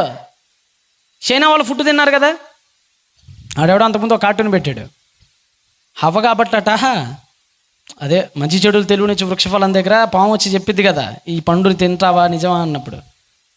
హవ్వ కాబట్టి ఆ పండు తినింది, చైనా వాడైతే ఆ పాముని తినేవాడని పెట్టాడు ఆడెవడో. హవ్వ కాబట్టి పండు తినిందిరా నాయన, చైనా వాడైతే పాముని చూస్తే నూరు లాగిద్ది, ఆడి పండుని చూస్తే లాగదు, ఆడు పాముని తినేద్దరు. హవ్వ చైనాది కాదు కాబట్టి సరిపోయిందని చెప్పారు. అంటే వాళ్ళు ఏం తింటారంటే వాళ్ళు తినందంటే ఏమీ లేదు, మనుషులను కూడా తింటున్నారు ఈ మధ్యాలు. కప్పలో బళ్ళులో నీకు ఏది చూస్తే వాంత అయితే అవన్నీ వాళ్ళు సపరించుకుంటూ తింటారు వాళ్ళు కదా. వాళ్ళు బళ్ళులు కూడా వేయించుకొని తింటారండి వాళ్ళు. మొన్న మధ్య ఎవడో పెట్టాడు, ఆ కరోనా కూడా అక్కడి నుంచి వచ్చి చచ్చిందే కదా వుహాన్లో. ఆ వైరస్ ఎక్కడ పుట్టింది? చైనా, వుహాన్ కదా. ఆ పక్కనే బళ్ళులు, తొండలు, కప్పలు, అన్నీ మాంసాలు. మన చికెన్ స్టాల్లో మనమైతే మహా అయితే మీరు ఏం తింటారు చెప్పండి? మా అయితే ఓ 100 రూపాయలు ఉంటే చికెన్ తెచ్చుకుంటారు, ఓ 400 ఉంటే బీఫ్ తెచ్చుకుంటారు, 1000 రూపాయలు ఉంటే ఓ మటన్ తెచ్చుకుంటారు. మా అయితే చేప, రొయ్య. నా తెలిసి ఇక్కడ రొయ్యలు కూడా కష్టమే మీ వైపేడ. రొయ్యలు తింటారు కదా ఇటు, నా తెలిసి చాలా తక్కువ రొయ్యలు, పీతలు. గోదావరి వెళ్తే రొయ్యలు, పీతలు, కొద్దిగా సీ ఫుడ్ కొద్దిగా ఉంటుంది. ఆడికి అట్ట కదా, వాడు ఆ పర్షియన్ గల్ఫ్ దగ్గర ఉంటాడు కదా, ఆడికి ఏది నచ్చితే అది లాగిచ్చేస్తాడు. ఆ న్యూడిల్స్ పాములు ఉన్నట్టు ఉంటాయి, అందుకనే చూడండి చిన్న పాములు ఉన్నట్టు ఉంటాయి, పులుపురుగులు తింటా ఉంటారు అన్నీ. మనోళ్ళు కూడా అలవాటు అవుతుంది ఈ మధ్యనే. అంటే ఆడు తినంది లేదు. ఇప్పుడు మిమ్మల్ని చైనాకి తీసుకుపోయి మంచి కట్లపాము కూర పెట్టారనుకోండి, తింటారా? మంచి కట్లపాము కూర, ఎలక బజ్జీలు, ఏంటి పండుకోతి పచ్చడి, పండుకోతి ఉంటుంది కదా దాని పచ్చడి, మంచిగా మాగిన తొండల ఏపుడు, ఎలక పకోడీ, పందికొక్కు పప్పు. ఎలా ఉంటుంది చెప్పండి? మీ మీ కళ్ళెదురన్నీ ఆ సర్పజీవులన్నీ మీ కళ్ళెదురు పల్లెల్లో ఉంటే మీకు ఏమొచ్చిద్ది? ఆకలి వేసిద్దా, చచ్చిద్దా? వాంతులు అవ్వవు? పరిగెత్తరా నుంచి దొడుచుకొని. మనకు బల్లి బాత్రూంలో కనపడితేనే మామూలు ఫైట్ ఉండదు. బల్లి పొరపాటున బాత్రూంలో ఉందనుకోండి, ఎట్టుంటుంది ఫైట్? చీపుర్లో, కట్టకర్రలో, గొడ్డల్లో, అవసరమైతే అణుబాంబులు కూడా వేస్తాం. ఈ పోరాటం ఏదో బ్రిటిషోడు మేము చేస్తుంటాడు, ఎప్పుడూ పోయేవాడు. ఆడమేం చేయం మనం. పొరపాటున ఫ్యాన్ పైన బల్లి ఆలాడుతుంటే నిద్ర పట్టదు ఇక మనకి, లేకవాల్సిందే. బల్లి పడిందంటే ఇక అయిపోయినట్టు, బాంబు అన్నట్లు ఎగుతాడు వాడు. నువ్వు దేని చూసుకొని దడుచుకొని వణుకుతావో వాడు ఆ బల్లిని సప్పరిస్తుంటాడు నోట్లో వేసుకొని గుట్కలాగా. అట్టాడు వాడు చైనావాడు. ఇప్పుడు ఈయన్ని అంటే ఇప్పుడు నీ పరిస్థితి ఎలా ఉంటుందో చైనాకి పోతే, ఇప్పుడు దానియేలు గారి పరిస్థితి అదే. రాజులు తినే ఫుడ్ అంటే వాళ్ళకి కల్లీలు, వాళ్ళకి మంచి చెడు తెలియదు, వాళ్ళకి తినొచ్చా తినకూడదని లేదు, ఏది నోటికి వస్తే అది మెక్కేస్తుంటారు వాళ్ళు. అక్కడ పడేసి నెబుకద్నెజరు అంటున్నాడు, ఈ రోజు నుంచి నువ్వు నా తిండిని తినాలి డానియల్ అన్నాడు. ఎలా ఉంటుంది చెప్పండి పరిస్థితి? ఇంకోటి చదవండి, ఇంకా చదవండి. ఇంకోటి ఏంటంటే నెక్స్ట్, మరియు రాజు తాను భుజించే ఆహారములో నుండి తాను పానము చేయు ద్రాక్షారసం. ఏదట ద్రాక్షారసం అంటే? మందు. రాజులు ఏం తాగుతారండి? ఆ బెల్షస్సర్ గారు తెలుసు కదా, అంత అంచెరాజు బబులోను సామ్రాజ్యానికి 5వ అధ్యాయంలో ఉంటుంది కదా మీకు డానియేల్లోనే. ఇక్కడే ఫుల్గా మందేస్తాడు. ఆ రాత్రి బబులోను ఓడిపోద్ది పెర్షియన్స్ చేతిలో. వాళ్ళు ఎప్పుడు ఫుల్గా మందేసేస్తారండి. ఆల్కహాల్, బీర్, రమ్, జిన్ ఎన్నుంటే అన్ని వాళ్ళకి మొత్తం ఉండాలి అక్కడ రాజులకి. అలాంటి మందు దానియేలు గారు ముందు పెట్టి, డానియేల్ ఈ మందు నువ్వు తాగాలి, చుక్క మిగలకుండా మందు తాగలరా నువ్వు అన్నారండి.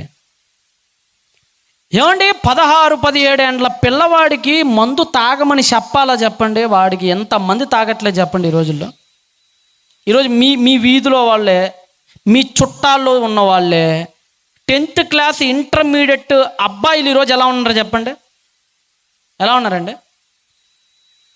అమ్మాయిల అలవాట్లు, వాడికి పాన్ పరాగులు వేస్తుంటాడు వాడు, ఇంకా సిగరెట్లు తాగుతుంటాడు వాడు, మంది వేస్తుంటాడు వాడు, వాడు నూరు బాగోదు, వాడి మాటలు బాగోవు.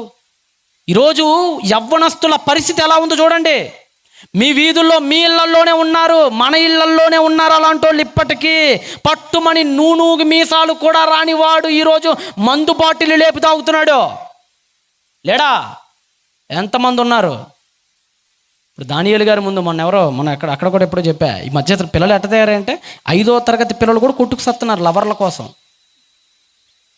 మొన్న ఎక్కడో కారులో వస్తాడు, నాకు బాగా గుర్తుంది. వాడు నాకు తెలిసి వాడు ఒక 5వ తరగతి, వీడు ఒక 5వ తరగతి అయ్యి ఉంటారు. వాడు ఈడు కొట్టుకున్నాడు, వీడికి ఫుల్ లాగంతా ఊడిపోయింది, ఆడికి సగం లాగు ఊడింది, అంతా కనపడుతుంది వెనకమాల వాళ్ళిద్దరికి.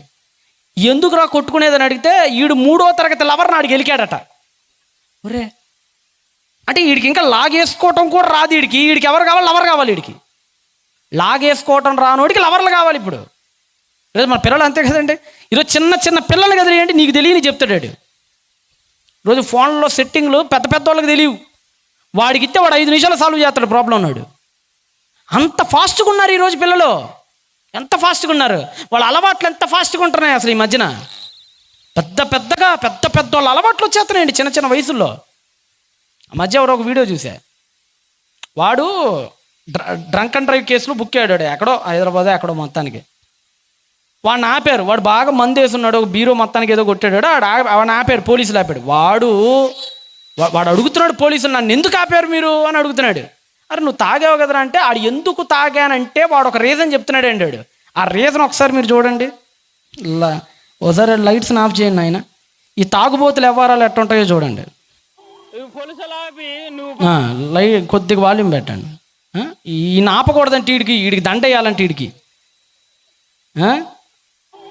చూడు.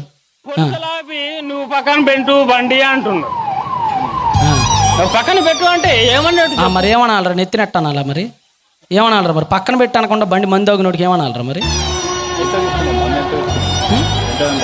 అది చూడండి, ఒక్క బీరు తాగినా ఎంత ఎన్ని తాగేటండి వాడు చూడండి. ఒక్క బీరు తాగినా తాగావు. ఎందుకు తాగావు? ఎందుకు ఇప్పుడు చెప్తాడు చూడండి. ఒక్క బీరు తాగినా అయిపోయింది. ఇదిగో నేను నాకు టైఫాయిడ్ వచ్చి వారం రోజులు అవుతుంది. ఏమొచ్చిందట? మంచిదే కదా. ఇప్పుడు పోయిందంట అడిగి. పోతుందని బాధతోటి ఈరోజు మా మాస్టర్లు, ఒరే టైఫాయిడ్ పోతే బాధ ఏందిరా? నువ్వు టైఫాయిడ్ పోతే సంతోషించాలి కదా. ఆయన అయిపోయింది. ఇగో నేను నాకు టైఫాయిడ్ వచ్చి వారం రోజులు అవుతుంది.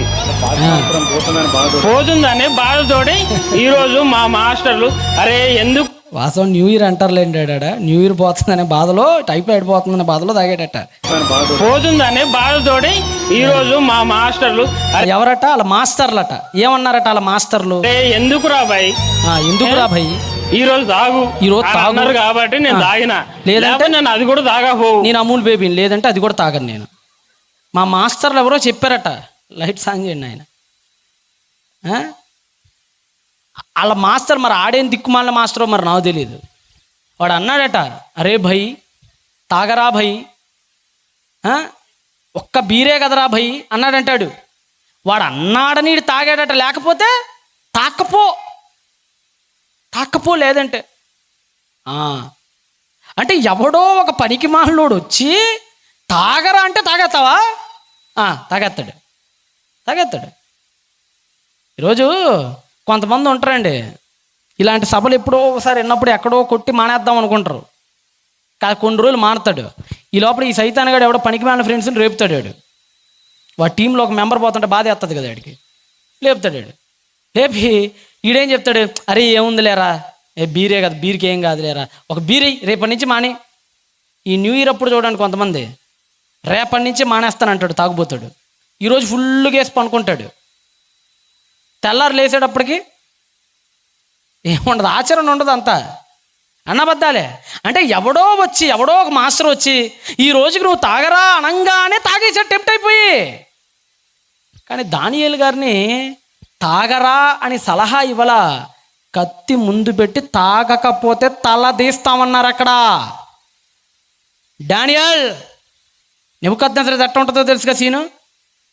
వాడు చరిత్ర చదవండి, వాడు చెప్పుల కోసం భార్యని అమ్మేసినాడు. వాడు చాలా డేంజరాడు. నెబుకద్నెజరు చాలా డేంజరాడు. మీరు ఇందాక కూడా చూశారు, 2 గుడ్లు పీకి లాక్కుపోయాడు. ఎవరిని? సిద్కియాని.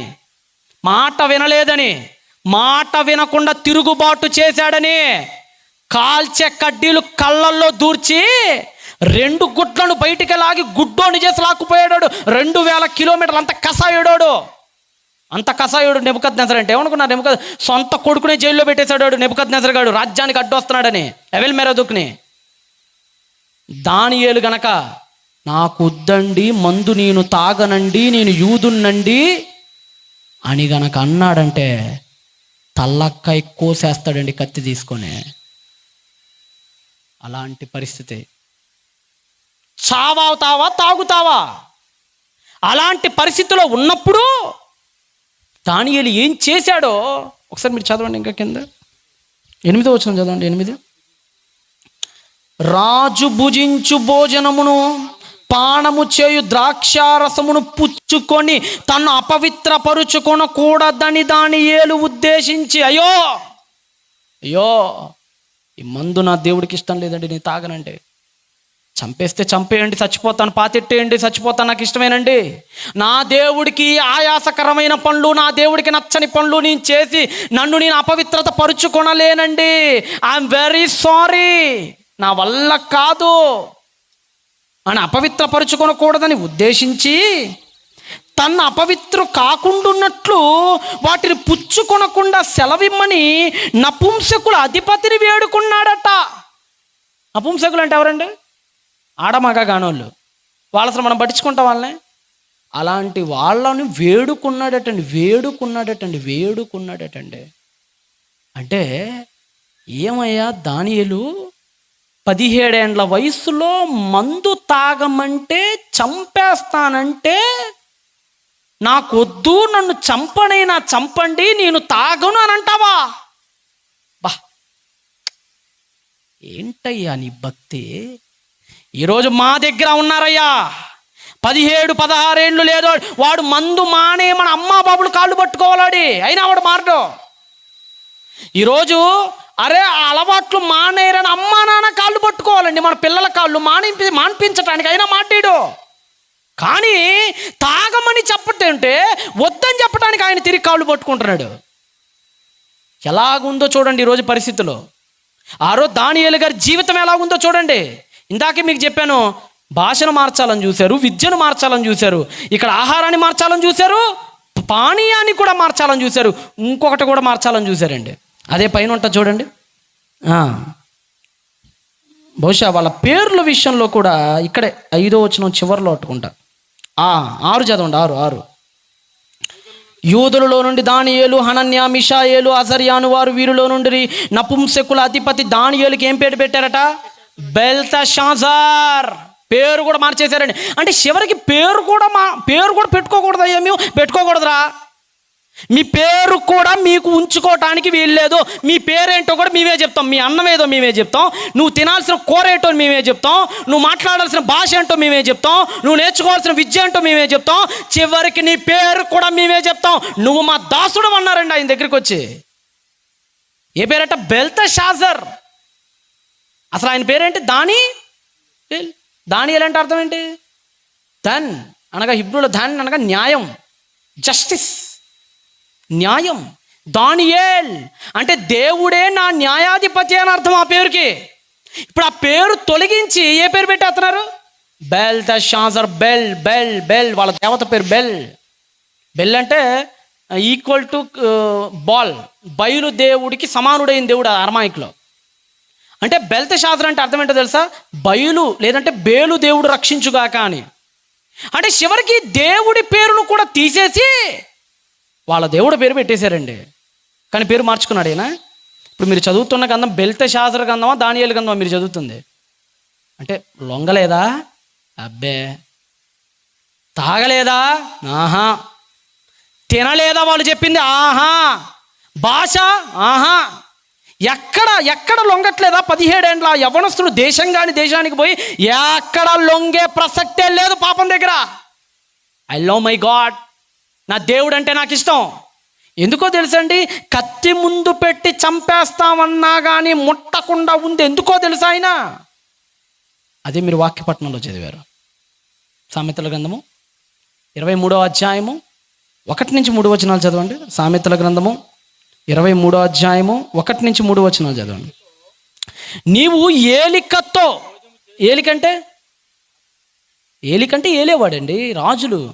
ఈరోజు మన ప్రధానమంత్రి నరేంద్ర మోడీ గారు భారతదేశపు ఏలిక ఆయన. రాజులు అంటారు నీవు రాజుతో భోజనము చేయునప్పుడు నీవు ఎవరి పక్షముననున్నావో. ఐ థింక్ దట్ బాగా చూసుకో ఒకసారి. మళ్ళీ చాలా మంది ఎలా ఉంటారంటేనండి, దేవుడి పక్షం వహిస్తున్నావా లేదంటే మనుషుల పక్షం వహిస్తున్నావా మీరు కూడా జాగ్రత్తగా చూసుకోండి. దేవుడు అదే చెప్తున్నాడు, నువ్వు రాజులతో కలిసి భోజనము చేయనప్పుడు ఎవరి పక్షంలో ఉన్నావో జాగ్రత్తగా చూసుకో. నాకు తెలిసిన తమ్ముడు ఉన్నాడు, ఇక్కడ తెలంగాణలో సిద్దిపేట వైపు పనిచేస్తుంటాడు. వాడు గుంటూరు వచ్చాడు, మంచోడే, కుర్రోడు మంచోడే, ఇదిగో ఇలానే సేవలో వాడేవాడు, ఇలానే తిరిగేవాడు, అన్ని చక్క సర్దేవాడు. వాడు మందలవాటైందండి వాడికి. ఏం పోయే రోగం రా, ఏంటి మందేట్రా, ఏం పురుగు పుట్టిందిరా నీ బుర్రలో, ఏం జరిగిందిరా నీకు అని అడిగితాడు. అంటాడు, అన్నా నీ తాపి బేల్దార్ పని చేసేవాడినా నేను, మా మేస్త్రి గారు ఉండేవారు, వాళ్ళందరూ కలిసి మందు తాగేవాళ్ళన్నా, నన్నేమో మధ్యలో కూర్చోబెట్టి నువ్వు కూడా తాగనేవాళ్ళన్నా, నేనేమో నీ చర్చికి పోతాను నేను తాగనని చెప్పారన్నా.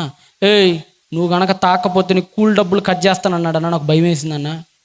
4 రోజులు కూల్ డబ్బులు రావాలన్నా, నాకు రోజుకి 600 చొప్పున దాదాపు 30,000 దాకా రావాలన్నా, 20,000 25,000 రావాలన్నా, కూల్ డబ్బులు కట్ చేస్తానన్నాడన్నా. తప్పక ఏముందిలే ఒకసారే కదా అని చెప్పేసి అలా పోసేసుకొని తాగేశానన్నా. అప్పటి నుంచి అలవాటు పడిపోయిందన్నా అంటున్నాడు. సిగ్గుండొద్దురా, కూల్ డబ్బుల కోసం ఆత్మను అమ్మేసుకుంటావా దౌర్భాగ్యుడా? కూలి డబ్బుల కోసం ఆత్మలను అమ్మేసుకుంటారు. మనలో కూడా చాలా మంది చూడండి, ఆదివారం ఒక 1000 రూపాయలు ఎక్స్ట్రా ఇస్తానంటే అంతమంది చర్చికి వస్తారు చెప్పండి మీరు. ఎవడిచ్చేది? పొలంవాడు, చర్చోడు కాదు. ఈరోజు అమ్మా నువ్వు పొలం పనికి రా, లేదంటే మీరు ఏ పనులకు వెళ్తున్నారో ఆ పనికి నువ్వు రా, నీకు ఈరోజు 1000 రూపాయలు ఎక్కువ ఇస్తాం అని అన్నారు అనుకోండి, మీరు ఎంతమంది చర్చికి వస్తారు చెప్పండి? రారు. ఏమన్నైతే ఆ 1000 రూపాయలు 200 దేవుడు మొహాన్ని కొట్టేద్దాం అనుకో కొత్త లాజిక్లు వస్తుంటాయి మనకి. మన లాజిక్లు ప్రపంచంలో ఐన్స్టీన్కి కూడా అందవు మన లాజిక్లు. 1000 రూపాయలు వచ్చినాయి కదా, 200 దేవుడు కొట్టేద్దాం, లంచం విసిరేద్దాం, 800 నేను దాచెట్టేసుకుందాం, ఆ 200 చూసిన దేవుడు నన్ను క్షమిస్తాడు. ఇది ఇలా ఉంటుంది మనతో. కానీ దానియేలు అలాంటోడు కాదండి పాపం. దానియేలు ఏలికతో భోజనం చెప్పినప్పుడు ఎవరి పక్షాన వహిస్తున్నావు? మనలో కూడా చాలామంది అంతే, వాడెవడో హట్ అవుతాడు, స్నేహితుడు ఏదో హట్ అవుతాడు. ఆ మధ్య వాడు స్నేహితుడు ఎవడో హట్ అవుతాడని చెప్పి సినిమాలకు వెళ్ళటం, లేదంటే అరే వాళ్ళతో కలిసి తిరగలేకపోతే వీడిని దూరం పెడతారని చెప్పి వాక్యపు దూరమైన సంగతులు ఎందు మనస్సు ఉంచటం. ఈరోజు చాలామంది ఉన్నారండి. మీరు ఏ పనులకు పోతారో నాకు తెలియదు. ఇక్కడ ఉన్నోళ్ళు క్రైస్తవ సోదరీమణులారా, మీరు బేల్దార్ పనులకు వెళ్తారో, పెయింట్ పనులకు వెళ్తుంటారో, వ్యవసాయం చేస్తుంటారో, ఏ పని చేస్తారో నాకు తెలీదు. మీరు వెళ్ళే చోట పని చేసామా, ఆ రూపాయి తీసుకున్నామా, ఇంటికి వచ్చామా అన్నట్టే ఉండాలి. వాళ్ళ మాటల్లో నువ్వు మాట కలపటం, వాడు బూతులు మాట్లాడితే నువ్వు కూడా ఒక బూతు మాట్లాడటం, వాడు ఎకిలిగా మాట్లాడితే ఆ ఎకిల్లో నువ్వు కూడా ఎకిలిగా నవ్వటం. ఈ పనికి మాలిన పనులు ఎప్పుడు చేయకండి. కాలేజీకి వెళ్ళే పిల్లలైనా సరే, కాలేజీకి వెళ్ళామా, చదువుకున్నామా, వచ్చామా అన్నట్టు ఉండాలి.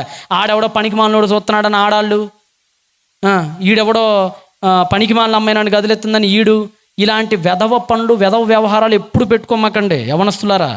వెళ్ళిన పని చూసుకున్నాడు, ఎవరి పక్షాన ఉన్నారో జాగ్రత్తగా చూసుకుని. అదే అన్నాడు అక్కడ, నువ్వు ఎవరి పక్షంలో ఉన్నావో జాగ్రత్తగా చూసుకొని. ఇంకా నీవు తిండిపోతువు గనక అయితే నీ గొంతుకు ఏమంటేసుకో, కత్తి పెట్టుకో, నీ గొంతు కత్తి పెట్టుకోను అవసరమైతే. ఇంకా అతని రుచిగల పదార్థముల యందు ఆశించొద్దు, వాయి మోసం చేసేస్తాయి అవి నిన్ను. కాబట్టి ఇవి గుర్తొస్తున్నాయండి దానియేలుకి. ఒరే దేవుడు రాజులతో భోజనం చేసేప్పుడు ఎవరి పక్షాన ఉన్నాడో చూసుకోమన్నాడు కదా. నేను నెబుకద్నెజరు పక్షాన ఉండను, నేను నా దేవుడి పక్షాన ఉంటానని చెప్పేసి ఆ ఆహారాన్ని అవన్నిటి తిరస్కరించారండి. చంపినా పర్లేదని చెప్పి ఆయన్ని పాపంలో పడేయటానికి ఎత్తని చెయ్యి లేదు, పాపంలో ఆయన్ని దింపేయటానికి ఎత్తని పన్నాగం కూడా లేదు. అన్ని పన్నాగాలు ఎత్తేసారు ఆయన మీద, ఎక్కడా పడట్లేదు. ప్రతి చోట దేవుడి కోసం నుంచున్నాడు ఆయన. చివరికి 6వ అధ్యాయంలో ఏం జరిగిందో రండి, ముగించుకుందాం. 6వ అధ్యాయానికి ఏం జరిగిందో రండి ఒకసారి. 6వ అధ్యాయము 4వ వచనం చదవండి. ఇప్పటికంటే దర్యావేషు పరిపాలన అండి. ఇప్పటికీ దర్యావేషు పరిపాలన. డేరియస్ అంటే అప్పటోడు 539 అంటే 40, ఇదొక 60, అదొక 6, 66, అప్పటికొక 15, 66 + 15 అంతే అంట 81 ఏళ్ళు సుమారుగా ఈ అధ్యాయం సమయానికి ఆయనకి. ఇప్పుడు మీరు చదువుతున్న 6వ అధ్యాయం సమయానికి సుమారుగా 2-3 years ± 80 సంవత్సరాల బహువృద్ధాప్య దశకు వచ్చాడు అప్పటికే ఆయన. అంటే యవ్వన కాలం నుంచి ట్రై చేస్తున్నారు, పడేయాలి పడేయాలి పడేయాలి పడేయాలి పడేయాలి పడేయాలి పడేయాలి పడేయాలని. ఎక్కడా దొరకట్లా, ఏ పాపానికి పడట్లా, స్ట్రాంగ్గా నుంచున్నాడండి దేవుడి కోసం. ఇక వృద్ధాప్యంలోనైనా పడేద్దాం అనుకున్నారు, ఎందుకంటే చాలా మంది భక్తులు వృద్ధాప్యంలోనే పోతారు. సొలొమోను ఉన్నాడు. సొలొమోను ఎప్పుడు పడిపోయాడు? ఏ దశలో పడిపోయాడు సొలొమోను? వృద్ధుడైనప్పుడే కదా ఆ దేవతలకు పోయి ధూపం వేశాడని చెప్పేది 11వ అధ్యాయం రాజుల గ్రంథంలో. వృద్ధుడయ్యాడు కదా, ఇప్పటికైనా పడిపోతాడేమోనని ఇంకొక పన్నాగం వేశారు. ఈసారి ఇప్పటికి 5 మార్చాలని చూశారు. ఇందాక భాష, విద్య, తిండి, పానీయం, పేరు 5 అయిపోయినాయా? 6వది మార్చాలని చూస్తున్నారు. ఇక్కడ 6వది ఏంటో తెలుసా? నమ్ముకున్న దేవుణ్ణి కూడా మార్చాలని చూస్తున్నారు. ఎవరా నమ్ముకున్న దేవుడు? ఆకాశమునకును భూమికిని సృష్టికర్త అయిన యెహోవా, జీవము గల దేవుడు. ఐయామ్ దట్ ఐయామ్, యాహ్వే హషర్ యాహ్వే. అలాంటి మహోన్నతుడైన దేవుణ్ణి నమ్ముకున్న దానియేలుకి ఏక నుంచి నువ్వు యెహోవా దేవుని నమ్మటానికి వీల్లేదు. 1 నెల రోజుల పాటు నువ్వు నమ్మాల్సిన దేవుడు ఎవరో తెలుసా? Our Lord Darius. దర్యావేషుని నమ్మాలి ఇక నుంచి నువ్వు. 1 నెల రోజుల పాటు నువ్వు ప్రార్థన చేసిన, మోకాళ్ళునినా, విజ్ఞాపనలు చేసిన, స్తుతులు చెల్లించిన అన్ని మహారాజైన దర్యావేషుకి అందాలని చెప్పారండి 6వ అధ్యాయంలో. ఇలా పాపంలో పడేయడానికి ఎంతమంది ఏకమయ్యారో చూడండి. 3వ వచనం చదవండి. 3 ఈ దానియేలు అతి శ్రేష్టమైన బుద్ధి గలవాడై ప్రధానులలోనూ ఏం కలిగేవాడట? బుద్ధి గలవాడై. నిజంగా చూడండి, ఇందాక మీరు 1వ అధ్యాయంలో దానియేలు ఎక్కడా పాపంలో పడకుండా నిలబడ్డాడు కాబట్టే దేవుడు బుద్ధిని ఇచ్చాడు.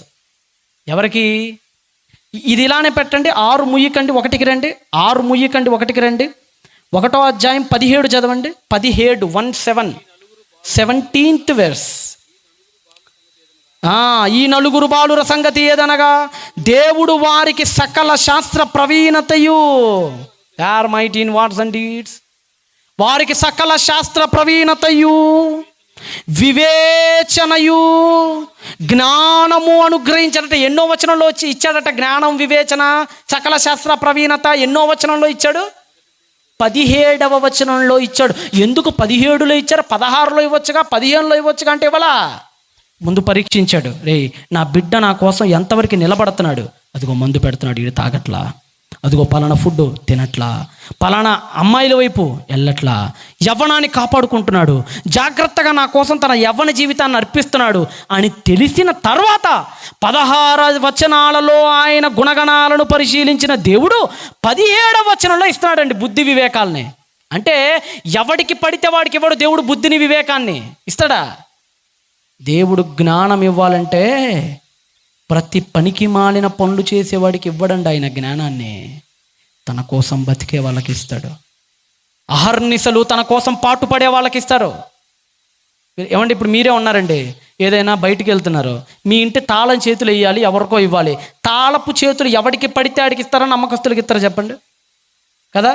ఎవడు రోడ్డు మీద అడుక్కునేవాడు అమ్మ అని వస్తుంటారు, ఎట్రా తాళం తీసుకో మా ఆయన వచ్చినప్పుడు అంటారా? వాడు పడితే ఆడికి ఇరు. కారు ఉంది, బంగారం ఉంది, వార్చి ఉంది, ఎవడు పడితే ఆడి ఇస్తారా? అస్సలు ఇయ్యం మనం. నమ్మకస్తుడు కావాలి మనకి ఇవ్వాలంటే. మన పిల్లని ఎవరికి పడితే ఆడికి ఇస్తామా? నమ్మకస్తుడి కోసం చూస్తుంటాం, అల్లుడు గుణగణాలని పరిశీలిస్తాం. అలాంటిది ఈ ప్రపంచంలో జ్ఞానం ఎంత గొప్పది. జ్ఞానం గురించి తెలుసుగా, సామెతల్లో ఎంత గొప్ప మాటలు మాట్లాడతాడు. మానవీయతను ఆపాదిస్తూ జ్ఞానమే ఈ సమస్తాన్ని కలిగించిందని మాట్లాడుతుంటాడు. అలాంటి జ్ఞానాన్ని ఇవ్వాలంటే యవ్వనుడా నీ బ్రతుకు బాగుండాలి. గుర్తుపెట్టుకో. యవ్వనస్తులు ఎంతమంది ఉన్నారో నాకు తెలియదు ఇక్కడ. మీరు స్త్రీలు కావచ్చు, పురుషులు కావచ్చు, మీ వయసుతో నాకు సంబంధం లేదు. దేవుడు మీ జ్ఞానాన్ని ఇవ్వాలి, మంచి భవిష్యత్తుని ఇవ్వాలంటే మీ జీవితాలను కాపాడుకోండి. దేవుడి కోసం బతకండి, పాపానికి పడిపోకుండా నిలబడండి, పాపంలో పడకుండా దేవుని కోసం ఆయన ప్రేమలో పడండి. అప్పటి నుంచి ట్రై చేశారు. 80 ఏండ్ల వయసులో దేవుని మార్చాలని చూశారట. ఎవరెవరు ఏకమయ్యారట? రెండు తొందరగా వెళ్ళిపోదాం మనం. 4 చదవమ్మా. 4 అందుకు ప్రధానులు, అధిపతులు రాజ్యపాలన విషయంలో దానియేలు మీద ఏదైనా ఒక నింద మోపాలి. అంటే నిందలు ఎక్కడ పడట్లేదని, తగ్గట్లేదు అక్కడ, మోపవలనని నీ ఉండి తగిన హేతువు కనిపెడతా ఉన్నారట. కానీ దానియేలు నమ్మకస్తుడు కనుక ఆయన ఎక్కడా ఎవరికి పడలేదట. అయితే ఇప్పుడు 7వ వచనం రాజ్య ప్రధానులు, సేనాధిపతులు, అధిపతులు, మంత్రులు, సంస్థానాధిపతులు, ఎంతమంది అండి? రాజులు, ఇంకా ప్రధానులు, కమాండర్స్, ప్రైమ్స్, మినిస్టర్లు. ఎందుకురా మీరు అందరూ? ఏం గొప్ప పనులు చేస్తానికి రా మీరు అందరూ? పాపంలో పడేయటానికి. అంటే చూడండి, సాతానుగాడు ఎంత తెలివిగలడంటే అందరినీ లేపుతాడు. నిన్ను పాపంలో పడేయటానికి ఎవరు చెప్తే ఏంటావో అందరి చేత చేయిస్తాడు ఆ పనిని. కానీ పడట్లేదట. అంతమంది లేపి చెప్తే మీకు అందరికీ తెలుసు కదా, ఆయన మొక్కాడా? దర్యావేషుకు మొక్కాడా? ఒకలా దేవుడి దగ్గరికి వెళ్ళాడు, కిటికీ జెరూసలేం వైపు తీశాడు. ఒకసారి ఆ వీడియో చూడండి, ముగింపులోకి వెళ్ళిపోదాం. ఇంకా చివరిగా ఒక వీడియో.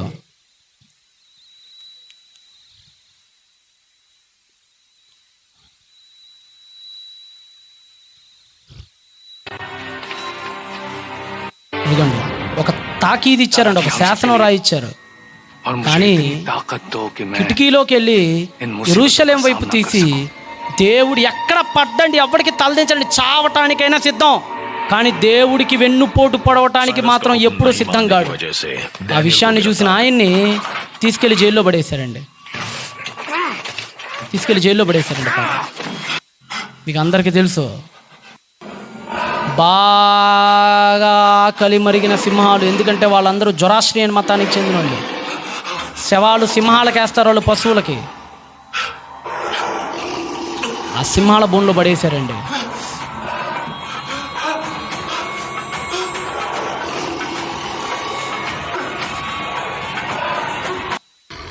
చూడండి, దేవుడి కోసం నిలబడుతున్నందుకు ఆయనకు ఎదురవుతున్న శ్రమలు, చివరికి తన కోసం నిలబడినందుకు దేవుడు అతని కోసం నిలబడ్డాడు. సింహాలన్నీ అండి కుక్క పిల్లలు కూర్చున్నాయండి ఆయన ముందు, కుక్క పిల్లలు కూర్చున్నట్టు. ఇక షడ్రక్ మిషక్కులను అయితే వాళ్ళను కూడా ఏం చేశాడో ఒకసారి చూడండి. ఇదిగోండి, ఒక విగ్రహాన్ని నుంచోబెట్టాడు. అది కూడా మీరు చదివే ఉంటారు. త్వరాయందు ఒక పెద్ద విగ్రహాన్ని నుంచోబెట్టారు. ఆ విగ్రహానికి మొక్కాలని చెప్పారు. మొక్కని వాడికి మెడ మీద తల లేకుండా చేస్తానని చెప్పాడు. అందరు మొక్కేశారు. చూడండి, అందరు పడిపోయారు. అందరు మన రెడీగా ఉంటారు, మన వాళ్ళు పడిపోయారు. ముగ్గురు తప్ప వాళ్ళ ముగ్గురిని తీసుకెళ్లారు. నూనె వేశారు వాళ్ళ ముగ్గురు మీద. నూనె వేశారు ఆ ముగ్గురు మీద, అంటించాడు నిప్పు. దేవుడి కోసం నిలబడుతున్నందుకు, పాపం చేయకుండా సాహసించనందుకు వాళ్లకు పడుతున్న శిక్ష.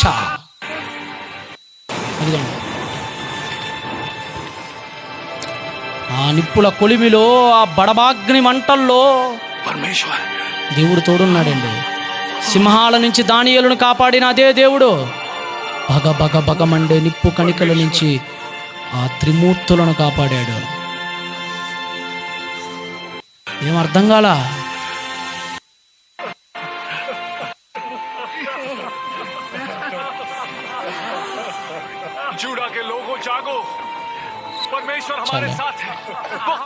చూసారు కదండి, వాళ్ళ ముందు ఆ రోజు విగ్రహం పెట్టాడు వాడు. ఈ రోజు మీ ముందు కూడా ఒక విగ్రహం పెట్టాడు. అది వాళ్ళ ముందే అనుకున్నారు, కాదు, మీ ముందు కూడా ఉంది ఒక విగ్రహం. నీ ముందున్న విగ్రహం ఏంటో తెలుసావు అక్క? నీ సీరియలే నీ ముందున్న విగ్రహం. పడుతున్నావా, నుంచున్నావా? పొలవమని పడిపోతావు. 7ంటికి అయితే 6:50కే పడతావు నువ్వు. 7ంటికి వచ్చింది అనుకో విగ్రహం, 7ంటి దాకా ఎందుకు? 6:50కే రెడీగా ఉంటుంది రిమోట్ పట్టుకొని టీవీ ముందు. సిగ్గుండాలి కాస్తైనా మనకి. మళ్ళీ బైబిల్ మా సంకలో పెట్టుకొని వస్తారు ఏం జరిగిన భక్తుల్లాగన. మగాడి ముందు పెట్టిన విగ్రహం ఏంటో తెలుసా? ఆడి ముందు కూడా విగ్రహం ఉంది. అదే ఒక అమ్మాయి, ఒక అందమైన అమ్మాయిని పెట్టాడు.